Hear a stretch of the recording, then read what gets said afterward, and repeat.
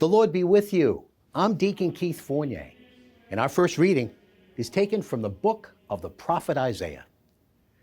Thus says Yahweh, make fair judgment your concern, act with justice, for soon my salvation will come, and my saving justice be manifest. Blessed is anyone who does this, anyone who clings to it, observing the Sabbath, not profaning it, and abstaining from every evil deed. No foreigner adhering to Yahweh should say, Yahweh will utterly exclude me from his people.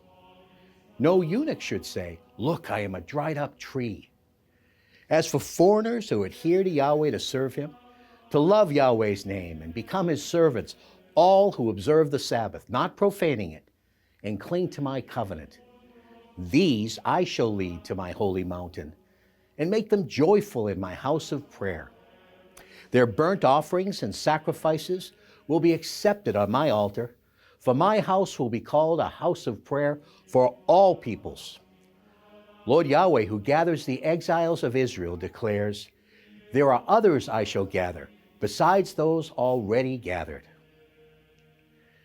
And our response is taken from Psalm 67. Then the earth will acknowledge your ways, and all nations your power to save. Let the nations praise you, God.